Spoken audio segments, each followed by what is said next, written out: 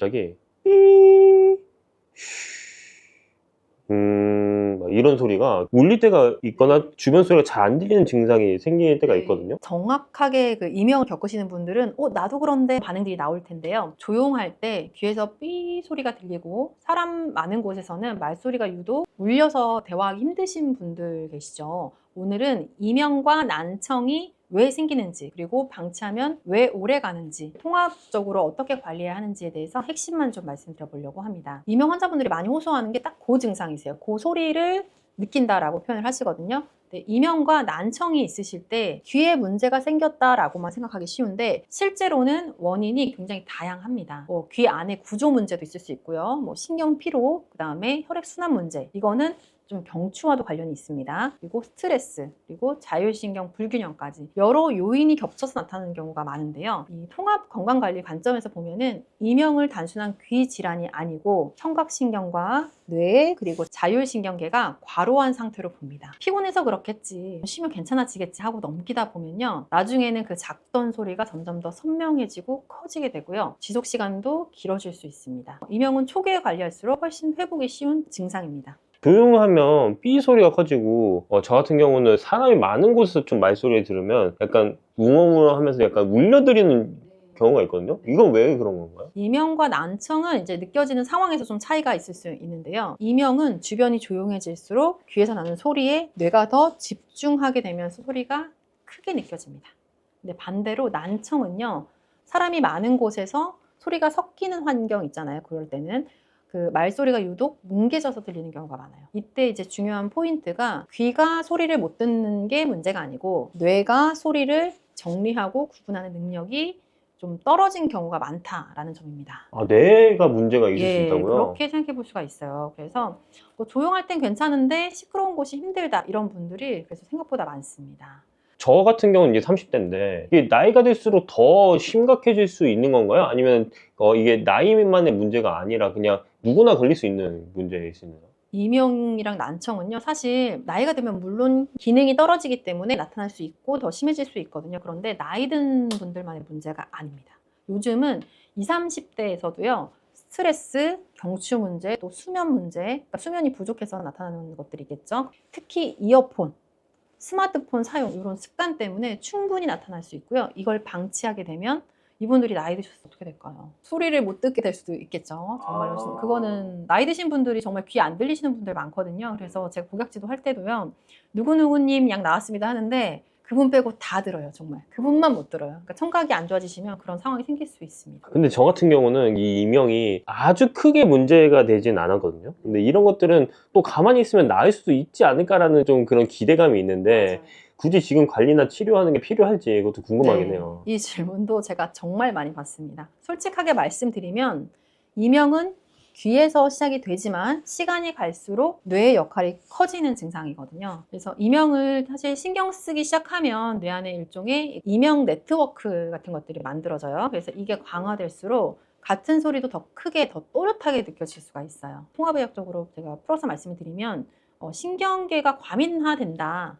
우리가 처음에는 별거 아니었던 이런 것들도 똑같은 게 반복되다 보면 되게 예민해지잖아요. 그렇게 된다고 보시면 돼요. 그래서 경계 모드가 꺼지지 않는 상태가 되는 거예요. 그 부분 때문에 그 치료는 그냥 약만 먹고 끝나는 게 아니고, 아까 앞에서 말씀드렸던 그 수면 리듬 다시 찾는 게 필요하고요. 소음에 노출되는 것도 좀 줄여야 되고, 가장 중요한 스트레스 관리, 생활 전반에 걸쳐서 이제 관리가 같이 가야지 해결을 할 수 있는 부분입니다. 그래서 다른 질환들도 어느 정도는 그렇겠지만 이명은 특히나 예방이 곧 관리이고요, 관리가 곧 치료가 될 수 있는 증상 중에 하나입니다. 약간의 가벼운 이명 증상이 있었던 분들이 전날 잠을 못 잤다라고 하면 이 증상이 극대화됩니다. 소리가 더 크게 들리고 더 먹먹한 증상도 많아지고요. 그래서 수면 리듬을 회복하는 거는 굉장히 중요합니다. 그러면 이명은 어떻게 관리를 해야 되는지 좀 궁금해요. 이명 관리라고 하면 사실 귀를 어떻게 해야 되나요? 그래서 제가 이제 귀에 관련된 콘텐츠를 만들고 이어를 하다 보니까 이명 어떻게 하면 되냐라는 질문을 저한테 진짜 많이 하세요. 그런데 이 혈자리를 물어보는 질문이 아니고 정말 귀의 증상이니까 저한테 물어보는 느낌이 크거든요. 사실 이명은 귀만의 문제가 아닌 경우가 훨씬 많습니다. 약물 치료라든지 이비인후과적 치료는 분명 도움이 될 수는 있거든요. 증상이 예민하지 않고 좀 가벼운 분들한테는 굉장히 도움이 되는데요. 증상이 예민할 때는 마사지나 자극이 오히려 부담이 되는 분들도 많으세요. 이제 귀뿐만 아니라 앞에서도 말씀드렸지만 뇌나 자율신경, 목이나 어깨 긴장과도 다 연결되어 있기 때문에 그런 거를 조금 더 세게 마사지를 하거나 강한 자극이 들어갔을 때 오히려 부담이 될 수 있기 때문에 그렇고요. 도움을 받을 수 있는 것이 바로 저의 전문 분야이기도 한 귀의 반응입니다. 어느 정도의 이명을 겪고 있는지를 판단하기가 쉽지 않은데요. 귀에 나타나는 반응들을 보면 이분이 어떤 정도의 이명을 겪고 있구나, 어느 정도 상태에 있구나, 원인이 어디에 있구나, 이런 것들을 좀 파악할 수 있는 부분이 있어요. 이명이나 난청이 있는 분들 귀를 보면 특정 부분이 좀 딱딱하다, 그리고 눌렀을 때 불편하다, 그리고 좌우의 반응이 좀 다른 경우, 이명을 겪고 있는 쪽하고 아닌 쪽하고 좀 다르게 나타나겠죠. 그런 반응들을 좀 볼 수가 있어요. 귀를 통해서 몸의 긴장과 신경 상태를 좀 볼 수가 있고요. 귀를 자극했을 때 그런 증상들이 좀 개선되는 것을 볼 수가 있었습니다. 다만 이제 손으로 계속 누르면 좋겠지만 그러고 있기가 어렵잖아요. 그래서 귀지압 패치를 활용을 하면 지속적인 자극을 줄 수 있는 장점이 있습니다. 이명 난청에 좋은 귀지압 루틴이라는 게 따로 있을까요? 그럼요. 물론 있죠. 그래서 귀지압을 시작하기 전에 좀 더 중요한 것은 내 상태를 점검하는 건데요. 지금 내 몸이 예민한지, 회복 가능한 상태인지를 구분하는 게 더 먼저라고 저는 생각을 합니다. 이명도 사실 크게는 두 가지 패턴이 있는데요. 소리가 작은 분들이 있고요. 소리가 좀 큰 분들이 있어요. 체액 부족이라고 하면은 물 부족부터 혈액 부족이라든지 림프액이나 이런 것들이 말라 있는 분들이 있는데 그런 분들한테 오는 이명과 간의 기능의 과부하에서 오는 이명이 있거든요. 이럴 때는 그 소리의 크기가 다릅니다. 그래서 나에게 맞는 방법으로 지압을 하면 도움을 받을 수 있습니다. 이명 난청에 맞는 좀 귀지압 루틴이랑 순서가 좀 많이 궁금한데 제일 중요한 포인트가 이 부분이 있고요. 그 다음에 이쪽 부분, 그리고 이 부분 이렇게 있는데요. 이 부분을 어떻게 하면 되는지 좀 자세한 것은 저희 귀에서 채널에서 보여드리도록 하겠습니다. 그 이명에 대해 좀 고민이 있으신 분들은 이 영상 하단에 그 링크를 클릭하시면 이명에 좋은 귀지압 루틴을 같이 확인할 수 있습니다. 이명은 참는다고 사라지는 증상이 아니라 몸이 보내는 신호일 수 있습니다. 조금만 일찍 알아차리고 생활을 조정을 해주면 회복 가능성은 충분히 열려 있습니다. 이 질문도 정말 많이 받는데요. 이 목 디스크 쪽 가능성이 있는 분들은 어떤 증상이 있냐면요. 고개 각도에 따라서 통증이 변합니다. 고개를 숙이거나 들었거나 움직였을 때 통증의 강도가 변하는 경우, 어깨보다는요 팔이나 손저림이 같이 오는 경우, 찌릿하고 타는 듯한 느낌이 있는 경우, 이럴 때는 목 디스크 쪽의 가능성이 더 높은 경우이고요.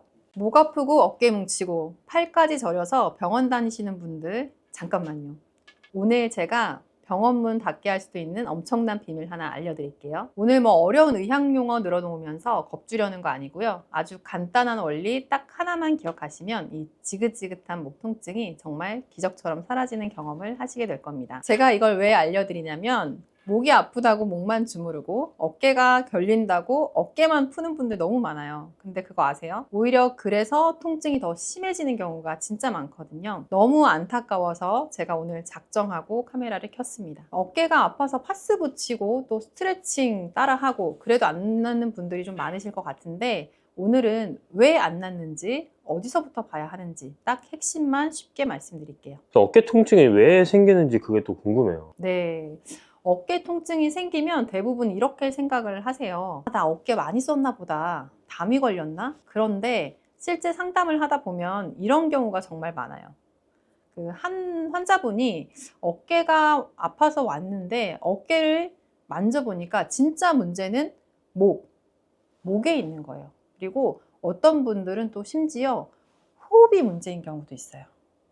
그래서 어깨 통증은 근육의 문제일 수도 있고 힘줄 관절의 문제일 수도 있고요. 또 목에서 내려오는 신경의 문제일 수도 있다는 거를 좀 말씀드려 보고 싶고요. 사실 제가 지금 대학원에서 통합의학을 전공하고 있잖아요. 통합의학적으로 좀 말씀을 드리면 어깨를 단독으로 보지 않고 목이랑 흉곽, 날개뼈, 팔 요거를 하나의 팀으로 보는 거예요. 이 팀워크가 깨졌을 때 예를 들면은 팀장님이 제대로 팀장 역할을 하지 못한다? 그러면 팀원들이 어떻게 해야 될까요? 야근을 해야 되겠죠? 그런 것처럼 좀 어깨가 뭉친 것 같아서 참아볼까 하고 버티다 보면 어깨는 점점 더 야근을 하면서 이제 과로 상태로 들어가게 됩니다. 그래서 이제 특히 저림이나 감각 둔함, 또 밤에 아파서 깨는 통증이 있으시면 단순 근육통으로 그냥 넘기시면 안 됩니다. 저 같은 경우는 앉아서 오래 일하는 경우가 진짜 많거든요. 그러니까 목이 좀 불편한데 이게 목 디스크인지 아니면 다른 어깨 질환 때문에 그런 건지 그 구분하는 법이 있는지 궁금해요. 네, 이 질문도 정말 많이 받는데요. 컴퓨터 앞에서 하루에 8시간 이상 일하시는 분이었어요. 뭐 물론 저도 사실 그렇기도 한데요. 어깨가 아파서 이제 마사지를 받았는데 왜 자꾸 손까지 저리냐라고 하시는 거예요. 이럴 때 우리가 의심해야 되는 것이 바로 목에서 내려오는 신경 자극입니다. 구분할 수 있는 포인트를 좀 쉽게 설명드려 볼게요. 이 목 디스크 쪽 가능성이 있는 분들은 어떤 증상이 있냐면요. 고개 각도에 따라서 통증이 변합니다. 고개를 숙이거나 들었거나 또 이렇게 움직였을 때 통증의 강도가 변하는 경우, 그리고 어깨보다는요 팔이나 손저림이 같이 오는 경우, 제가 저림이라고 표현을 했어요. 그리고 찌릿하고 타는 듯한 느낌이 있는 경우, 이럴 때는 목 디스크 쪽의 가능성이 더 높은 경우이고요. 그 다음에 어깨 관절 쪽 문제, 뭐 50견이라고 표현도 하기도 하는데요. 이런 경우는 목을 움직여도 통증이 크게 변화는 하지 않습니다. 그리고 팔 자체가 잘 안 올라가요. 이런 경우에는. 팔 손저림이 좀 있긴 한데 네. 고개를 돌렸을 때는 안 아파요. 네. 근데 어깨도 잘 올라가요. 모든 증상을 만족해야 되는 거 아니고요. 저 중에서 해당되는 것이 있으면은 그렇게 생각해 볼 수가 있어요. 왜냐면은 이제 피디님 같은 경우는 저 뒤에서 또 말씀드리긴 하겠지만 귀의 반응을 봤을 때도 경추 쪽에 문제가 더 있으시거든요. 그래서 그런 증상을 겪으시는 걸 거예요. 뒤에서 제가 귀에 나타나는 반응으로 또 설명을 한번 드릴게요. 밤에 누웠을 때 더 아프다라고 하는 경우, 그렇게 호소하시는 경우가 많으세요. 그래서 이 부분들 하고, 그다음에 마지막으로 제가 한 가지 더 말씀드린 게 호흡이 있거든요. 호흡에 대한 거는 뭐 어깨 아프고 뭐 목이 아픈데 호흡이 무슨 상관이야 라고 생각하실 수 있는데, 호흡은 어떤 의미로 중요하냐면 우리가 스트레스를 받을수록 그다음에 호흡이 얕아지고요. 얕아진다는 거는 호흡이 깊이 들어가지 않고 여기서 얕게 숨을 쉬는 거예요. 그러다 보니까 목 근육이 보조 호흡근으로서 굉장히 과로를 하게 되는 거예요. 여기서만 호흡을 하기 때문에. 그래서 목이 아픈 분들이 실제로 숨을 한번 쉬어보면 거의 다 숨이 이렇게 위로 이렇게 올라가요. 이렇게. 목 디스크가 있는지 아닌지 확인하려면 또 MRI나 이런 거 좀 찍어야 되잖아요. 병원비가 좀 개인적으로 부담되긴 하거든요. 네. 가만히 두면 낫는 경우도 있다는데 제가 좀 솔직하게 말씀을 드려볼게요. 통증은 가라앉을 수 있습니다. 하지만 원인이 사라진 건 아니거든요. 저희 약국에 오는 환자분들도 어깨가 좀 아프다가 좀 괜찮아졌네 하고 다시 평소 생활을 하세요. 그러니까 뭐 병원 가시면은 소염진통제랑 근이완제 처방이 나오거든요. 그럼 한 2, 3일 정도, 길게는 일주일 정도 나오는데 그거 드시고 괜찮아지시면 그냥 안 오시고 그냥 일상생활을 또 하세요. 그리고 나서 어김없이 한 달, 뭐 2달 뒤에 다시 오세요. 또 재발을 한 거예요. 그런데 그때는 이전보다 더 심한 통증을 호소하시면서 오세요. 통합의학에서 이걸 신경계의 기억이라고 표현을 하거든요. 몸이 아프지 않게 움직이는 방법을 잘못 배워버린 거예요. 부모님으로부터 교육을 받아서 아이들이 바르게 커 나가잖아요. 그런데 그 교육을 제대로 받지 못하면 엇나가거나, 이런 표현 쓰나요? 비행청소년? 네. 그렇게 엇나갈 수 있잖아요. 우리 몸도 우리 몸의 주인인 우리가 제대로 관리하지 못하게 되면 그냥 아프지 않게 순간만 모면하는 식으로 움직이는 방법을 잘못 배워버리는 거예요. 그래서 사실 치료라는 건요, 꼭 큰 돈 쓰는 치료만 의미하지는 않고요. 예를 들면 자세를 조금 바르게 하기, 그리고 호흡을 조금 더 깊이 하기, 무리하지 않는 움직임을 하는 것, 이런 것이 더 중요하다고 말씀을 드릴 수 있습니다.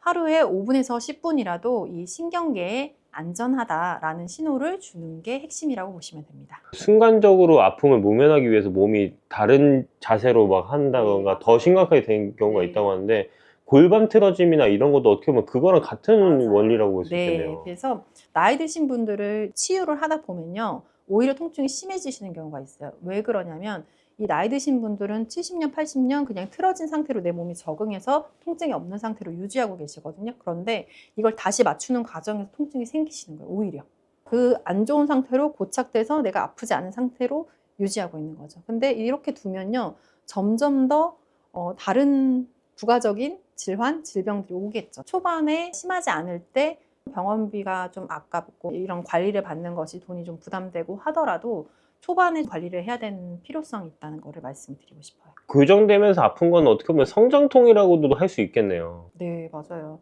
그래서 사실 그냥 참는 거는 관리하는 게 아니고 그냥 미루는 거예요. 그리고 그 미룸으로써 더 증상이 커질 수 있다, 이런 것들을 조금 염두에 두시면 좋을 것 같습니다. 스트레칭도 힘들 정도로 아픈 사람들이 있거든요. 그럼 이런 분들을 위한 쉽게 좀 이런 자세도 바뀌고 호흡도 리셋하고 무리하지 않은 움직임을 할 수 있는 방법이 있을까요? 이런 분들에게 적용하기 좋은 게 이열요법입니다. 사실은 제가 이열을 시작하게 된 배경도 경추 통증 때문이었거든요. 디스크 수술까지 해야 될 정도로 안 좋아졌다. 고개가 안 돌아가고 목도 들지도 못할 정도로 안 좋아졌었는데 이열을 통해서 개선을 했거든요. 그 전에 제가 목이 아플 때도 제 주변에 얼마나 이런 사람들이 많았겠어요. 이거 스트레칭 해라, 뭐 영양제 먹으라 했는데 그래도 안 되고 그것조차 할 수 없는 상황에 귀에만 자극을 주면 되니까 이거는 해볼 수 있겠더라고요. 그 뒤로 제 주변에 경추 디스크였던 친구들이 수술을 하지 않고 개선된 사례가 꽤 많거든요. 이 부분에 대해서도 조금 말씀을 추후에 드리도록 하겠습니다. 목 디스크나 어깨 통증 말씀해 주셨는데 그거에 좋은 이열, 기지압 루틴을 말씀해 주시면 너무 좋을 것 같습니다. 네, 제가 좀 간단하고 쉽게 따라 하실 수 있게 좀 잘 보이는 귀로 설명을 좀 해드려 볼게요. 네, 이렇게 귀가 있으면요. 목에 해당되는 부분, 어깨에 해당되는 부분이 어딘지 좀 말씀드릴게요. 이 부분이 목에 해당되는 부분이거든요. 이 부분. 그리고 어깨에 해당되는 부분은 이쪽이 어깨에 해당되는 부분입니다. 우리 몸에서도 목이 있고 어깨가 있잖아요. 이렇게 같이 이렇게 존재를 합니다. 그래서 이 부분을 내가 손으로 만졌을 때 통증이 느껴지거나 아프다라고 하면 내 목과 어깨에 증상이 있다라고 볼 수 있거든요. 그래서 이쪽을 지압을 해주시면 되고요. 근데 계속 지압하기 어려울 수 있어요. 왜냐하면 어깨 통증 같이 있는 분들은 얘가 잘 안 돼요. 이렇게 하는 것도 힘드실 수 있거든요. 그럴 때는 귀 지압 패치를 이용해서 부착해 놓으시면은 내가 누르지 않아도 지속적으로 자극을 받으실 수 있습니다. 귀는 우리 몸의 축소판입니다. 그래서 이렇게 제가 귀 모형을 잠깐 보여드릴게요. 이 귀 모형은 이쪽이 머리 부분이에요. 그리고 여기가 척추 라인, 그 다음에 이쪽은 팔, 그리고 여긴 다리인데요.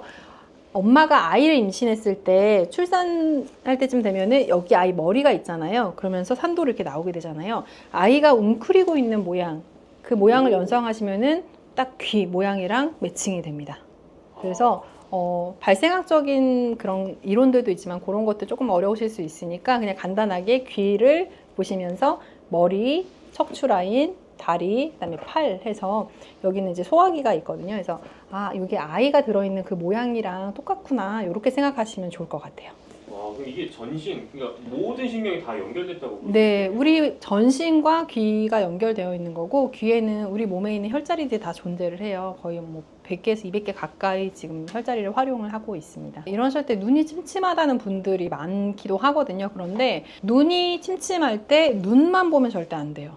눈과 관련된 장부가 간이거든요. 그래서 간에 이상이 있지 않은지, 그러니까 스트레스가 많으면 또 피곤하면 간이 상하잖아요. 그래서 간이 피곤해서 나타나는 그 눈의 피로함이 아닌지 한번 체크해 보셔야 되고요. 그 다음에 두 번째는 경추가 불편할 때, 경추. 목이 안 좋으면요, 여기 흐름이 안 좋아지면서 혈류가 잘 안 가면서 눈이 또 침침해지거든요. 그런 문제가 또 있을 수 있고요. 또 세 번째, 뇌신경. 뇌신경 중에서도 시신경과 관련된, 시각과 관련된 신경들이 4개나 있어요. 그래서 그 신경이 피로해지면서 눈에 이상이 온 것은 아닌지 이렇게 생각해 보실 수가 있습니다. 그래서 이것과 함께 눈과 관련된 자리들을 활용을 하면은 눈이 침침하거나 불편한 걸 개선하는 데 도움이 됩니다. 큰 귀로 제가 좀 설명을 드려 볼게요. 첫 번째로 말씀드렸던 거는 우리가 피곤하거나 술을 많이 마신 날을 한번 떠올려 보세요. 회식을 한 다음 날 눈 침침한 경험 아마 다 있으실 텐데요. 간이 술을 해독하느라 피곤해져 있기 때문에 간과 연결된 그 눈이 피곤함을 느끼는 거거든요. 그럴 때는 귀에서 이 부분이 간에 해당되는 자리예요. 그래서 만지실 때는 이렇게 만지시면 되거든요. 이렇게. 그러니까 우리가 왜 귀찌라고 하나요? 이어링이라고 하나요? 요새 이렇게 젊은 분들 이렇게 많이 하고 계시더라고요. 그렇게 하는 그 자리가 간자리인데요. 그쪽을 지압을 해주시는 거 도움이 됩니다. 그리고 두 번째로는 제가 목을 말씀드렸잖아요. 경추가 굳어 있거나 아니면 경추 통증, 디스크 있는 분들이 눈까지 같이 피곤해지고 눈이 침침하고 막이 끼어 있는 느낌이 든다고 말씀을 하시는데요. 요 목자리, 경추 자리를 풀어주시면은 또 한 번 눈이 맑아지는 느낌이 들 수 있고요. 그 다음에 마지막으로 말씀드린 게 뇌신경 중에서 이제 시각과 관련된 신경, 그 자리는 이 턱관절이 요 자리인데요. 이 턱관절 주변부로 뇌신경 자리들이 많이 분포하고 있어요. 그래서 요 부분, 여기를 앞뒷면에 꼭꼭꼭꼭 지압을 해주시면 도움이 됩니다. 그럼 아까 방금 말씀해 주셨던 뭐 그 경추라든지 뇌신경, 뇌신경 그런 곳을 네. 말씀하셨는데 그러면은 귀를 그렇게 지압해 주는 것과 실제로 내가 그 목 쪽을 주무르는 것도 같은 효과가 나올 수 있는 그렇죠. 그러니까 목을 직접 이렇게 주물러 주거나 마사지를 받으셔도 되는데 목을 주무르려면 더 많은 힘을 써야 되잖아요. 네. 그런데 귀는 목자리를 가볍게만 눌러도 내가 힘을 많이 들이지 않아도 간편하게 지압을 할 수 있는 장점이 있고요. 또 손으로 계속 지압하기 좀 번거롭다, 좀 귀찮다 하시는 분들은 이제 귀 지압 패치가 또 있습니다. 이런 패치를 이용해서 이 목에 해당되는 자리에 이 시신경과 관련된 자리들, 그 다음에 간과 관련된 자리들에다가 시술을 해 놓으면요, 그냥 24시간 동안 지압하는 효과가 있습니다. 방금 그 패치를 말씀하셨는데 네. 어떤 식으로 활용하면 좋나요? 네, 어떻게 효과를 나타내는지 좀 궁금해하시는 분들이 있으세요. 그래서 요거는 안에 이제 동그란 볼이 들어있는데요. 이 볼 성분이 우리 몸에 이제 기혈 순환을 도와주는 역할을 하거든요. 그래서 해당하는 혈자리에 붙여 놓으면은 그 해당 장부의 기혈 순환이 좋아지면서 그 회복이 되는 효과가 있고요. 그다음에 요거는 한 2, 3일 정도 부착을 해두시면은 효과를 계속 발휘할 수 있고, 교체는 이제 3일마다 해주시면 되고요. 와, 그럼 이게 붙이기만 해도 그런 효과가 있다. 경추 쪽은 효과를 많이 보시기도 하고요. 기본적으로 어떤 자리든 이오테라피 하고 나시면은 눈이 너무 맑아졌어요 하시는 분들 진짜 많으세요. 제 이 말 딱 듣고 나니까 방금 말씀해 주셨던 건 네. 영상에 다 담기진 않잖아요. 클래스 같은 거 좀 받아보면 좀 좋을 것 같은데. 아무래도 그냥 보시는 것보다는 직접 참여하시면 훨씬 그 습득되는 게 다르시거든요. 그래서 우선은 간단하게 질문하시고 답변 받으시는 거는 아마 댓글에 링크를 남겨주실 텐데, 그 단톡방이 있거든요. 거기 질문을 올려주시면 답변해드리는 단톡방이 있어요. 거기 들어오셔서 편하게 질문 올려주시면 되고요. 직접 오프라인에서 만나서 실제 시술 어떻게 하는지 배워보고 싶어요 하시는 분들은 또 그렇게 오프라인으로 진행되는 클래스도 그 방에서 안내를 해드리고 있거든요. 그래서 들어오셔가지고 클래스 문의 남겨주시면 또 답변 드리도록 하겠습니다. 귀에 어느 곳을 이제 마사지 하라 이런 말씀을 들었을 때 신박하기도 했었는데, 네, 제가 다시 한번 들어봤을 때는 귀가 전신이 다 있는 거잖아요. 맞아요. 전신이 다 있기 때문에 혹시라도 내가 잘못하면은 안 좋아지지 않을까 네. 걱정이 되시나요? 네네네. 그런 질문도 제가 사실은 많이 받고 있어요. 제가 다빈도 질문을 뽑아놨을 정도로 많이 질문하시는 부분 중에 하나인데요. 혹시 제가 안 배우고 그냥 시술해서 실수를 잘못 붙이면 어떡해요? 이런 질문 하시는데, 이열 테라피의 가장 큰 장점이 부작용이 없다는 거예요. 네, 그래서 잘못 붙여서 조금 옆에 붙여도 괜찮습니다. 효과를 조금 덜 보는 거지, 부작용 때문에 뭐 어려움을 겪거나 그런 건 없으세요. 그래서 편하게 한번 시도를 해보시면 좋고요. 대신 이런 분들은 조금 주의를 하실 필요가 있어요. 이 원리가 부착을 했을 때 기혈을 순환시키는 효과가 있어요 라고 말씀을 드렸잖아요. 애초에 내 몸에 기운도 약하고 혈액도 부족한 분들은 돌릴 게 없잖아요. 순환시킬 게 없는 거예요. 그런 분들은 부착을 하셨을 때 왜 이렇게 어지럽지 하는 느낌을 받으실 수가 있거든요. 없는데 돌리는 에너지, 오일이 없는데 계속 가속 페달을 밟는 그런 상황이기 때문에, 그런 경우에는 영양분을 먼저 채우고 국물 있는 요리를 조금 드신다거나 단백질을 좀 섭취를 한다거나 그렇게 몸을 좀 채워놓고 시술하시면 훨씬 더 효과를 보실 수 있습니다. 몸에 좀 기운이 없는 분들은 좀 오히려 더 잘 먹고 그래야 된다. 네, 맞아요. 몸을 채우는 게 우선이라는 말씀을 드리는 거예요. 그래서 몸을 채우고 나서 시술을 받으시면 훨씬 효과를 보시고요. 저는 귀 사진을 먼저 받고 이제 상담을 진행을 하는데, 귀 사진을 봤을 때 귀가 좀 창백한 분들이 있어요. 왜 여자 아이돌 분들 얼굴 허옇잖아요. 그런 분들이 기혈이 없으신 분들이거든요. 기운도 약하시고 혈액도 부족하신 분들인데, 귀 색깔도 그렇게 창백해져 있는 분들한테는 시술 상담 받으러 오시기 전에 국물 요리, 뭐 설렁탕, 미역국, 샤브샤브 이런 것들 한 그릇 든든하게 드시고 오세요 이렇게 말씀을 드려요. 그래서 그렇게 드시고 오시면 시술하고 나서 어지러움, 불편함이 없으시거든요. 그렇게 안내를 드리고 있어요. 지금 추천해 주시는 음식들을 다 보면 약간 소금기가 있는 음식들이에요. 네. 사실은 소금이 많이 필요하거든요. 그런데 짜게 먹으면 혈압이 높아진다, 뭐 짜게 먹으면 건강에 안 좋다, 이런 선입견들 때문에 소금 드시는 걸 되게 꺼려 하시는 분들이 많으세요. 안 좋다고 얘기하는 소금은 그냥 나트륨, NaCl 그 나트륨을 얘기를 하는 건데, 실제 정제 소금 말고 우리가 천일염이라든지 죽염과 같은 건강한 소금들이 있습니다. 그런 걸로 간을 해서 드시는 거는 오히려 몸에 좋습니다. 나이가 들수록 네. 기분이 안 좋아져서 백내장을 고민하시는 분들이 많이 있잖아요. 네, 맞아요. 그러면 그거를 하기 전에 좀 이어 테라피를 하면은 백내장 수술하는 시기에 좀 더 뒤로 미룰 수 있을까요? 네, 제가 백내장에 대해서 조금 이해하기 쉬우시도록 직관적으로 좀 표현을 해드릴게요. 쉽게 표현해드리는 거를 좋아하거든요. 아, 어떤 질환이라고 생각하시면 되냐면 여러분들 계란 후라이 해서 드셔본 적 있으시죠? 계란을 깨서 익히면은 흰자가 어떻게 되죠? 투명한 색에서 하얗게 변하죠. 네. 그게 바로 백내장입니다. 계란 흰자가 익는 것처럼 눈이 익는 거거든요. 그게 백내장인데 그러면은 왜 익을까요? 계란 후라이가 왜 익었어요? 열을 가해서 익은 거예요. 근데 제가 처음에 시작할 때 눈이 어떤 장기랑 관련이 있다고 했죠? 간이랑 관련이 있다고 했잖아요. 그러면 간에 열이 오르면 눈이 훈증되면서 백내장이 생길 수가 있다. 그러면 백내장의 원인이 뭘까요? 간? 그렇죠. 스트레스를 너무 많이 받으시는 분들, 그리고 간을 상하게 하는 식생활 습관이 있으신 분들, 평소에 화를 많이 내시는 우리네 엄마들 백내장 진단 받기 쉬우십니다.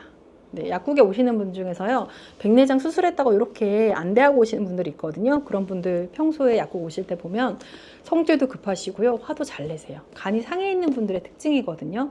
근데 또 이런 특징을 어떤 분한테 보실 수 있냐면 술 좋아하시는 아빠들, 그렇죠. 술 좋아하시는 남자분들이 욱하고요, 화 잘 내시고 그러거든요. 간이 상해 있기 때문에 그렇습니다. 그래서 여러분들이 눈에 관련된 질환을 눈만 보시면 절대 안 되세요. 관련된 장부들을 같이 봐야 해결을 할 수가 있고요. 그렇다면 백내장 있을 때 귀 혈자리 어떻게 시술하면 돼요 했을 때 눈만 한다고 될까요? 아니죠. 어디를 해야 돼요? 간도 해줘야 되는 거예요. 간도 해주고 열을 빼줄 수 있고 스트레스랑 분노 조절을 해줄 수 있는 자리들이 있다면 그 자리도 같이 시술했을 때 효과를 볼 수 있겠죠. 네, 그렇게 접근하시면 사실 여러 가지 진단명, 질환들이 있지만 해결할 수 있는 방법들은 오히려 심플하고 간단할 수가 있습니다. 그럼 실제로 이런 이어 테라피를 통해서 눈이 개선된 사례가 좀 있을까요?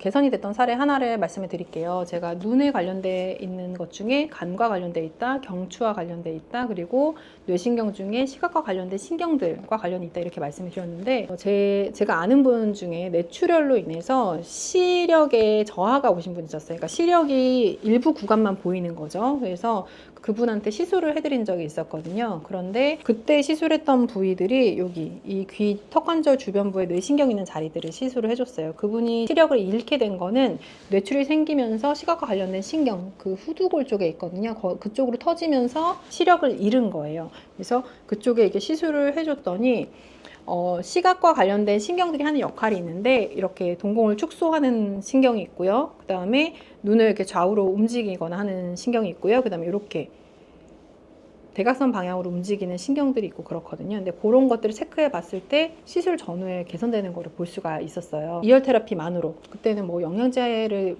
먹거나 그런 게 아니고 전후로 체크해 봤을 때 개선되는 거를 바로 볼 수가 있었습니다. 그때도 간이랑 귀랑 전반적인 걸 다 테라피를 해주셨던 건가요?